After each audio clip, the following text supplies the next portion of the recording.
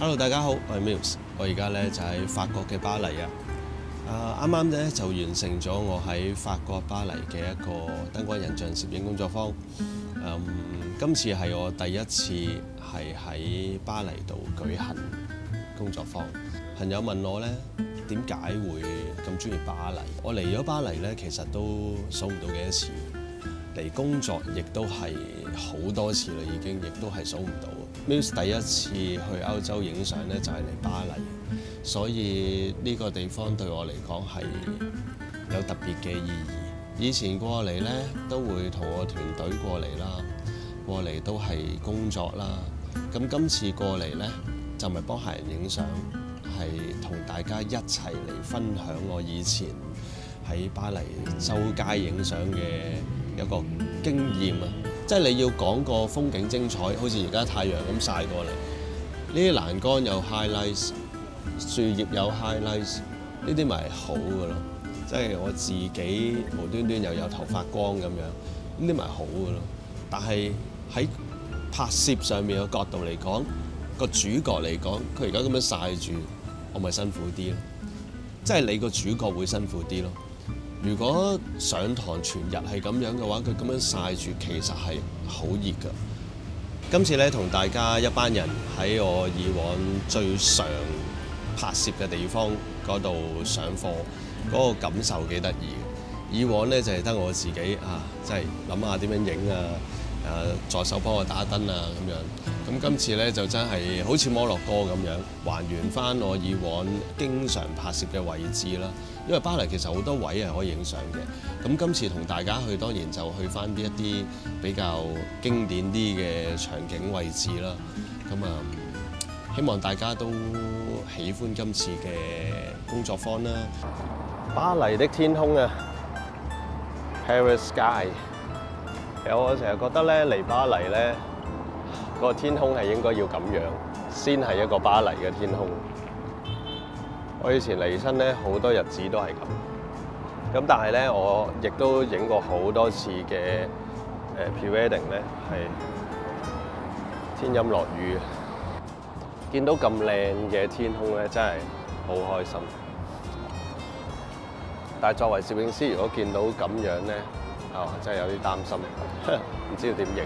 其實我哋喺戶外咁樣影呢啲景啊、大景啊，加個人咧，我唔覺得呢啲係人像相嚟嘅，只係人喺呢個環境裏邊嘅相咯。咁所以去到戶外咧，好多時我都會攞大景嘅。喺我自己學習攝影嘅過程裏邊咧，其實當然嘗試過好多唔同嘅階段啦。咁我覺得如果你學習燈光，但係如果你係將 studio 燈光嘅模式套喺戶外咁樣用 exactly 咁諗住套嚟用咧，可以講俾你聽，你基本上大部分都係做唔到嘅，同埋做咗出嚟都好啦，你嗰張相其實係唔係好自然嘅嗰啲光線，因為你喺 studio 做嘅嘢咧，基本上係一個叫做全黑嘅環境裏邊去由零去佈局佈翻出嚟嘅。咁如果你將呢件事套喺戶外係有現場光嘅環境度咁樣套出嚟咧，影咗出嚟你嗰張相咧，唔單止唔會特別好睇，望落去就好似貼紙相咁樣嘅添。所以其實咧，要喺戶外打燈咧，其實我覺得要考慮更多嘅就係光線嘅方向啦、光線嘅質地啦，呢啲都係我哋控制唔到嘅嘢嚟嘅。經過咗2日嘅工作坊咧，我都體驗到就係，的確喺法國嘅街頭影相咧，一大班人其實係難嘅，但係當然我哋都順利啊，樣樣都順利完成得到。咁有啲地方我哋都俾人哋驅趕嘅，即係例如我哋去馬德蓮教堂啦。其實馬德蓮教堂我影咗10幾年咧，其實係都冇人講嘅。但係今次我諗係咯，我哋可能今次就係特別多人啦。好的，好的，呢張都幾好，幾浪漫，我哋喺度。好靚啊！睇下後邊幾靚。好靚啊！以為今日唔好天啊。Very 好天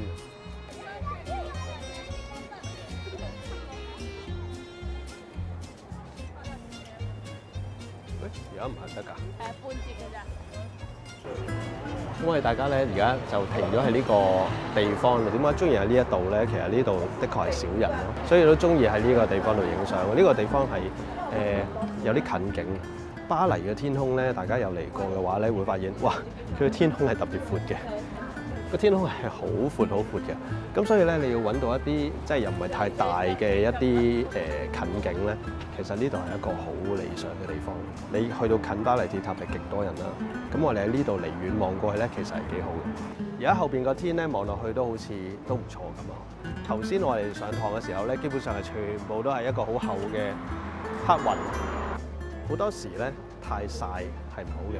天陰咧，完全天陰咧，一啲層次都冇，又唔好嘅。其實咧，而家個天氣咧係最好嘅，即係其實佢係有啲藍天啦，又有少少層次啦，其實係有陽光嘅喎。而家出邊係好多時咧，個天空嘅陽光就係無端端走出嚟益你，可能2分鐘。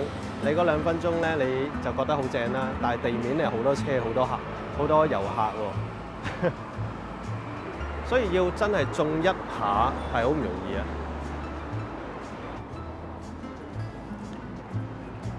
哇，有陽光正，因為應該呢段時間係落雨嘅，咁我哋咧就捕捉到一個好好嘅時機。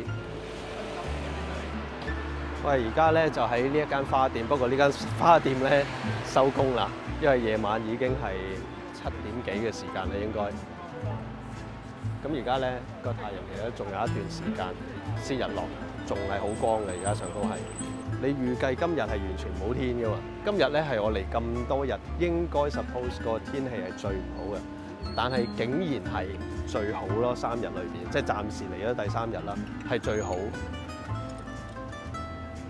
難得。咁另外咧就係我哋捕捉緊嗰個日落嘅時間咧，見到個光喺後邊照過嚟啦。我哋都係想捕捉個光係後邊照過嚟嘅，因為正面照過去咧，後邊就唔好睇㗎啦。好多時影相咧，好多元素都會大家好想要多啲唔同嘅元素，我完全明白嘅，因為我呢度影相眼就一定好闊，周圍嘅環境有好多限制嘅，例如呢度行車啦，呢邊就 OK 馬路啦、斑馬線啦，咁你見有人喺對面影緊相，其實對面都係一個可以影嘅位嚟嘅。但係對面影嘅話咧，我覺得係個人會好大，後邊個塔就會好細。咁另外一個問題咧就係係可以行斑馬線、行路嘅，咁但係呢啲適合你 one on one 咁樣影嘅時候咧，你又更複雜，因為你要來回啊嘛，你要等個綠燈，你要過 ，OK。咁我哋而家喺一個比較安全啲嘅位，就喺呢個行人位嚟嘅，就單車路同埋馬路夾咗喺個中間位。咁我哋燈咧亦都唔會話擺得太過出，就唔會擺咗出去單車路，其實都係好嘅。咁因為唔騷擾人啊嘛，其實最怕嘅咧就係騷擾人啊！我自己可能性格啦，我係好怕騷擾人嘅。咁所以我盡量而家咧就係一班人啦，尤其是而家一班人上堂啦，咁啊更加 prefer 喺一個合適啲嘅位置嘅。如果我 one on one 嘅話，可以大膽啲喺一啲唔同嘅位置影相都得嘅。咁但係我覺得喺個教學上面，我覺得夠㗎啦，可以示範得到㗎啦。咁啊〜睇下大家中唔中意呢幾張相啦。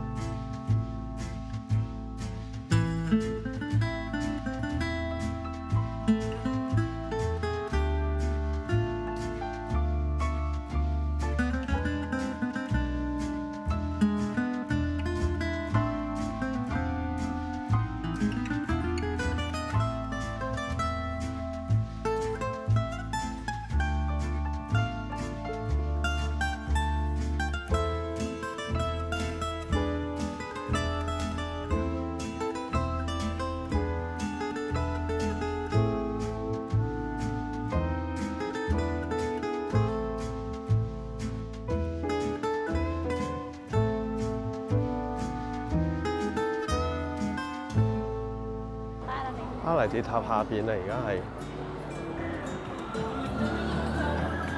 但係睇下呢邊嘅遠方，個個企喺馬路中間度影相。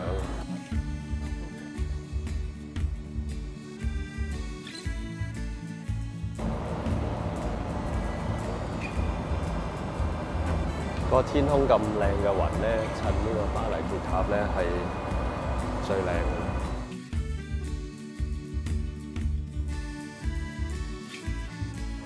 呢個聖母院咧，亦都係俾到我一個好多嘅回憶。即係啱啱入行做攝影師嚟巴黎影相嘅時候咧，基本上聖母院係一定會去影嘅地方。剩翻個前邊、後邊咧已經係冇晒啦。佢而家重建緊啦。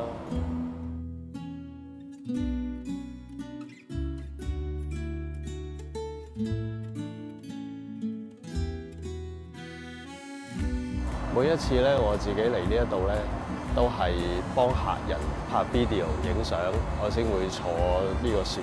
今次咧就真係純粹遊覽而坐呢隻船，所以我感覺係唔同嘅。即係我其實坐過好多次㗎啦，但係其實我冇咩認真係周圍睇嘅，因為我每一次一上船我就好緊張，要拍到啲乜嘢。影完相又要拍 video 啦，拍完 video 又要嗱一聲影相啦咁樣。後邊咧就係羅浮宮啦。